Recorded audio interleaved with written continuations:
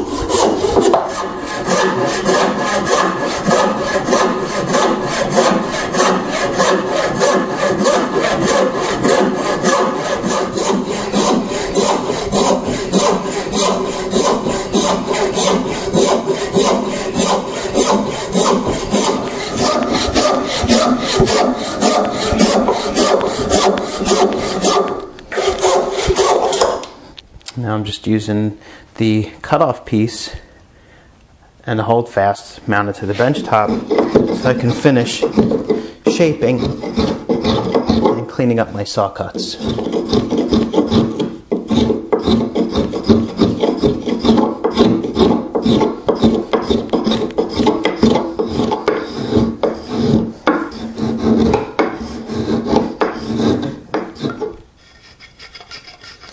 The last thing I'm doing to the crochet now is putting a little chamfer on the edges, take the sharp corners off, and just make sure it kind of protects the corners and removes any chipping. Then I can go ahead and mount it to the bench.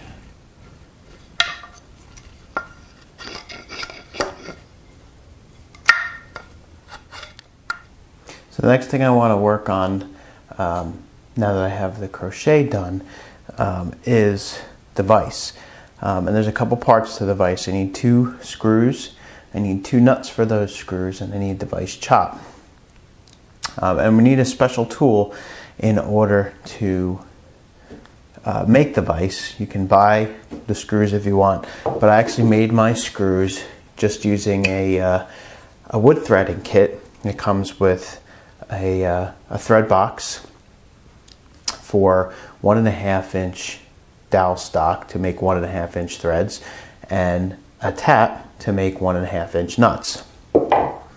So unfortunately for the podcast, I had already made these screws some time ago, so I'm not going to be making them for the episode, but I can at least show you how I went about doing it. This started off as some flat 8/4 stock for the head and a 3 foot long 1.5 inch dowel for the screw. One thing I will mention with these dowels is that if you're going to make your own screws from a hardwood dowel, and this one is birch, make sure that your dowel is exactly 1.5 inches or just a hair undersized, because what's going to happen is if your dowel is slightly over 1.5 inches, which is common with pre-made hardwood dowels, it's going to be a tight fit in here. And if it's a tight fit in here, it may still cut the threads, but it's going to, this is really, you're going to have a hard time turning this down on the rod. And then once you have the threads turned on that slightly oversized dowel rod, you're going to have a real hard time with the nut. It's going to be a really, really, really tight fit, and that's not what you're after. So make sure that your dowel is exactly 1.5 inches or slightly undersized, just a hair undersized, so that it fits easily in this hole. So when you go to tap this, and I'm going to be very careful here because I don't want to redo these threads, but you should be able to, once these threads are cut, this should spin down very easily. You shouldn't have to struggle to spin this thread box down. Now, obviously these threads are already cut, but if I was cutting threads on a new dowel, it would take some effort to at least cut the threads. But once it is cut, it should not be difficult to turn this thread box down. This should not be a tight fit. This dowel was probably, like I said, just a hair under 1.5 inches, so it made it very easy to go ahead and thread it. So what I did to make this screw, so I took that 1.5 inch dowel, and it was 3 feet long, and I cut in half to 2 18-inch pieces. And I took some 8/4 ash, and I laminated the stock into a 4-inch piece. Once the glue dried, I bored a 1.5 inch hole in one end that I could slide the dowel stock into. I slid the dowel stock in, and I bored another hole through both the head and the dowel stock for a 3/8 inch oak peg. And I drove that peg in to hold the dowel in the head. Once that peg was in and the glue was dried, I trimmed the peg flush and I shaped the head to an octagon. Then I bored a hole. This is just like a 7/8 inch or so hole for a handle. And then I took the thread box and went and threaded this dowel down as far as I needed to go, and that made the screw. The nice thing about this is that I can knock these pegs out if something happens and replace this screw. And they've served me well for quite a long time. But before you make the screws, what you should really do is make the nuts first, because you're going to want something to test the screws. So I started off for this project with a piece of ash, again, just an ash block, oversized. I planed it square on 2 sides to the length that I wanted. I laid out for 2 nuts, and then I bored these 2 holes. Now I did cheat a little bit here because I don't have any hand tools that'll bore a hole over 1 inch in diameter. So I did use a drill press and a 1 3/8 inch Forstner bit to bore these 2 holes. Once the 2 holes were bored, then I went and I separated and cut the 2 nuts. This piece, scrap. So now I've got 2 nut blocks. Before I go and put any threads in this, I want to use this to lay out where I need to bore my holes in my apron for the screws to pass through the apron. So let's go and do that. So once I have the locations of the screws laid out on the apron, I can go ahead and mark the centers for boring. And what I'm going to do is I'm just going to use my nut block and my 1 3/8 inch bit, get the block right where it needs to be, line it up with my mark here.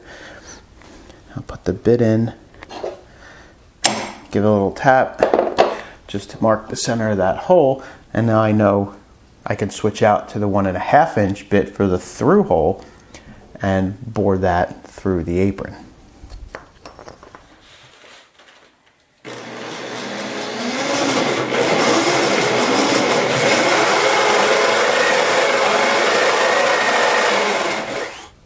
Now with the through holes bored in the apron for the screws, you can go ahead and tap the nut block.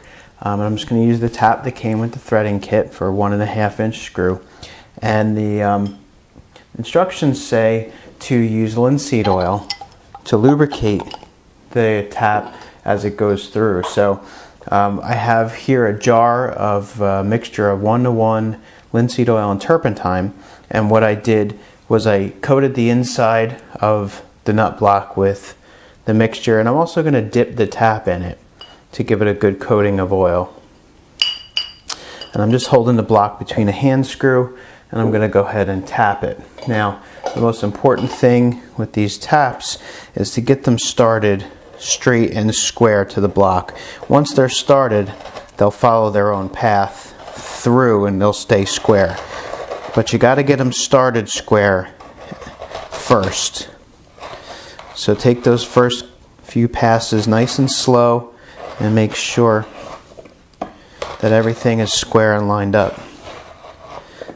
And back it off every couple of turns just to clear out some of the swarf, some of the chips.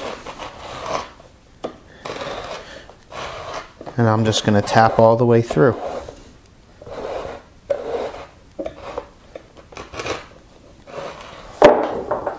Once I have everything tapped through, I clean the tap out, and I'm going to pass it through 1 or 2 more times just to clean up the insides of those threads.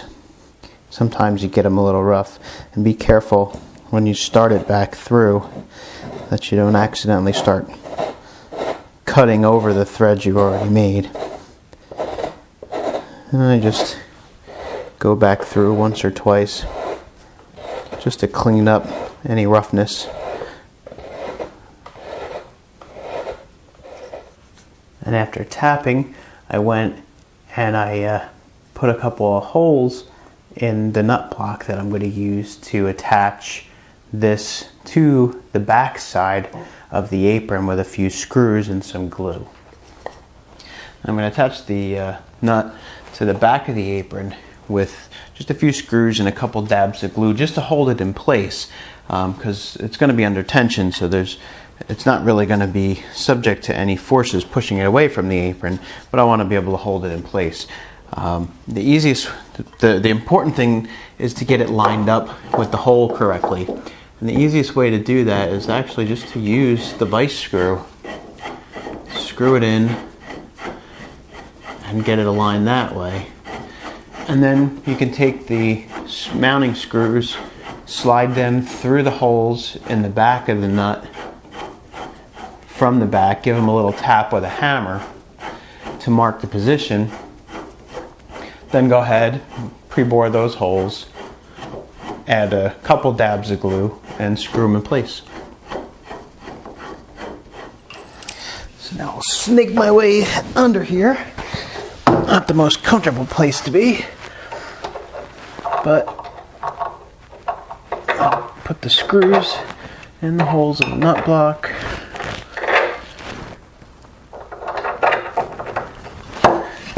And give them a little tap.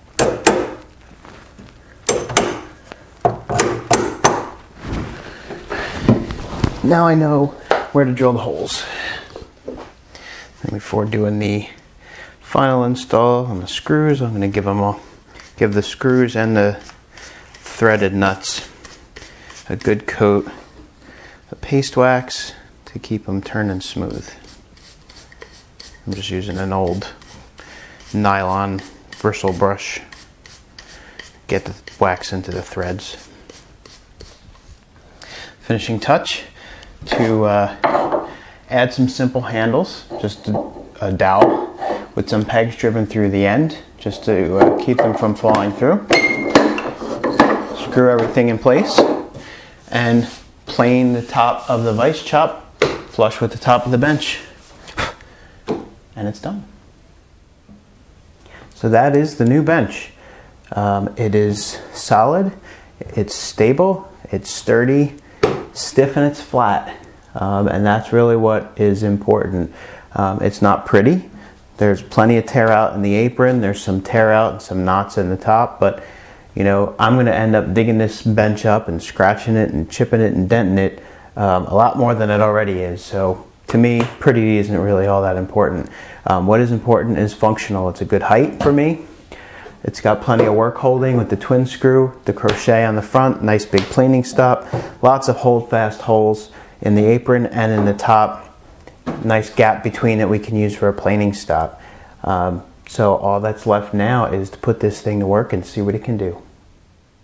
Now, in the Workbench design episode, part 1 of the Workbench build, I mentioned making a list, an 80-20, 80%, 20% list of the things that you need to do on your bench and building the bench around the 80% part of that list. Well, here's my list.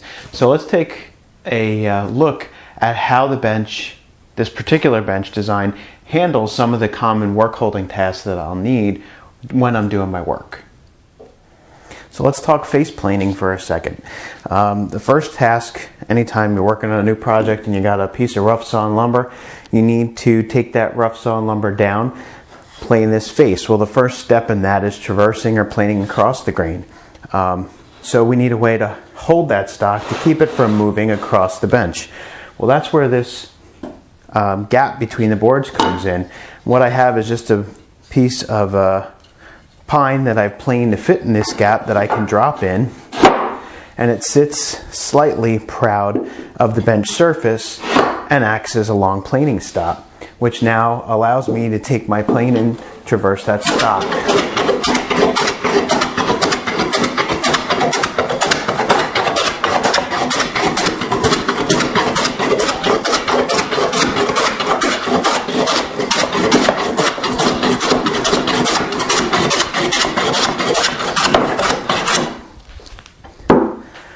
Once that stock is mostly flat across the grain, we need to plane along the grain. Now, we can pull this stop out, grab my tri-plane, and I can just use the bench stop here, the planing stop, and that's adjustable just with a tap of the mallet to raise it or lower it, and it gives a nice wide bearing surface to plane that stock.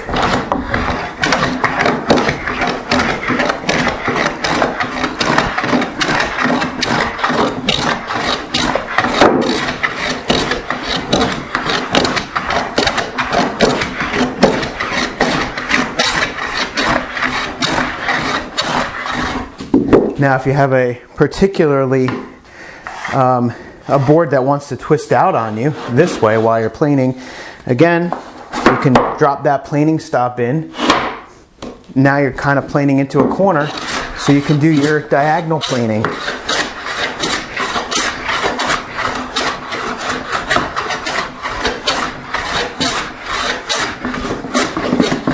And that'll allow you to remove any twist from that board.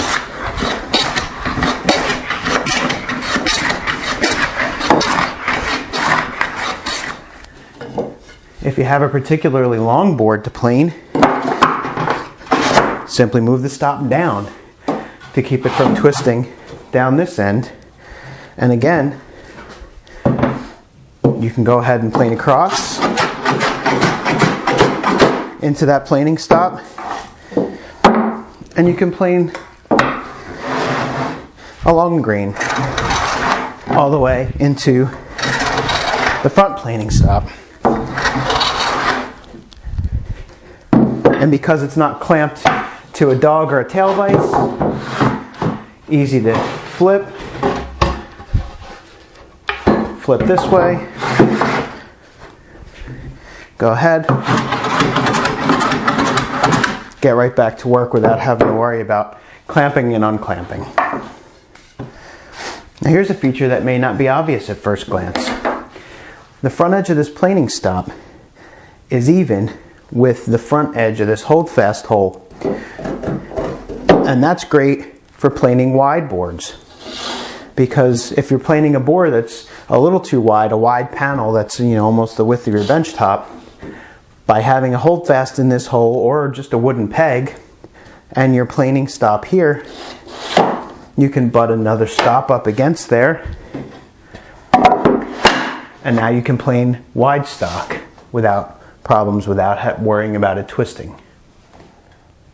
Speaking of features that may not be obvious, let's take a look at the spacing of the Holdfast holes. The way these were spaced out, these two Holdfasts just slightly overlap each other.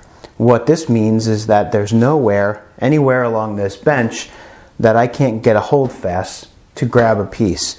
So the Holdfast holes are spaced so that the Holdfast can reach no matter what size that board is that's between these two Holdfast holes.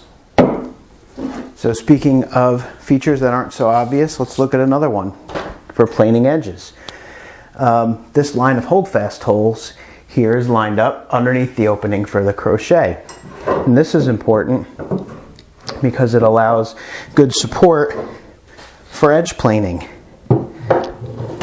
I can drop a Holdfast in to a hole to support this board so that it can be planed in the crochet, but well, what if the board is too short, like this one, to be able to fit between those Holdfast holes? Well, we just take a longer board like this 2x4, rest it on those Holdfasts. Now we're fully supported.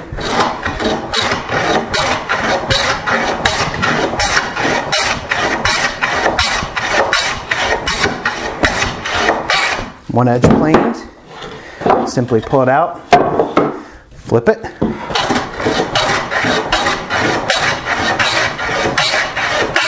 plane your other edge. Again, no worrying about clamps. And you can do this for a long panel or a long board. Short stock that doesn't fit in here can simply be planed on top of the bench against the planing stop.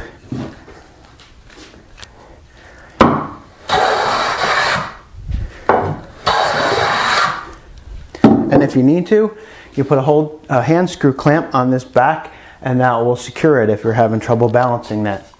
Well, what about planing grooves or rabbets or molding? Well, we want to plane a groove. We can fairly easily do that, again, right against the planing stop. Now, again, we'll talk about a feature that's not so obvious. The crochet has been attached slightly below the top of this bench surface, and this allows clearance for the fence of a plane to pass over top of the crochet should it need to.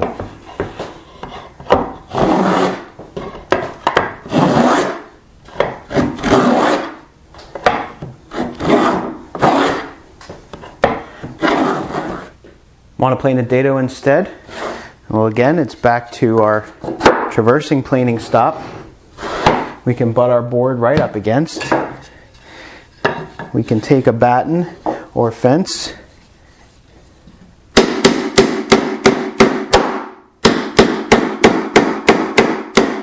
nail it in place, and go to work with our dado plane.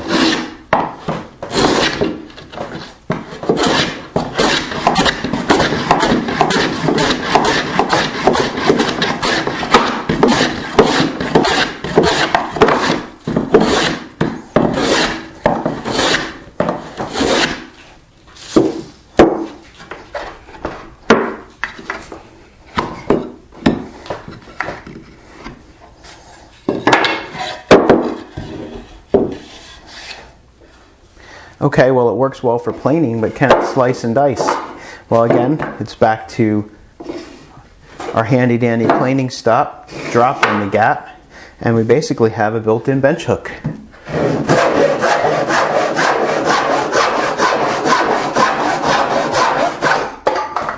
Sawing dovetails. Drop your board between the two screws.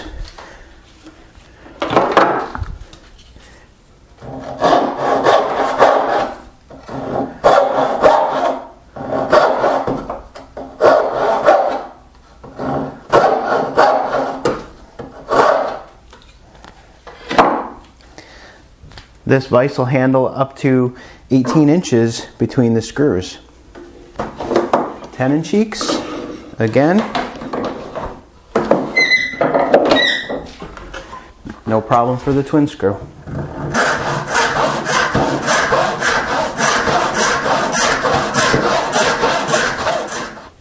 Time to chop out those tails.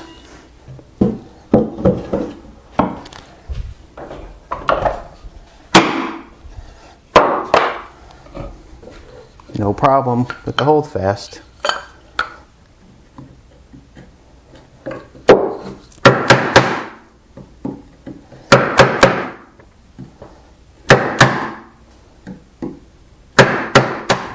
Need to chop a mortise.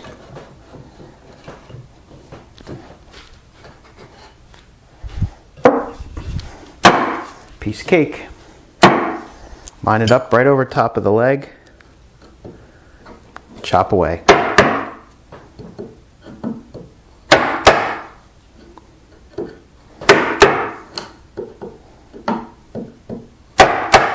Need to dovetail a board that's wider than your twin screw, maybe a case panel.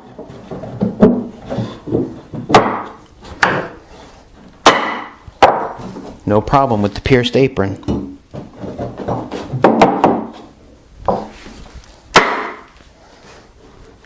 That's not going anywhere. Matter of fact, the way this apron is set up, you could really do without the vise at all for most operations just by using a couple of Holdfasts in the apron. So I hope you've enjoyed the bench build. I hope it's given you some ideas for things that you can incorporate into your own bench.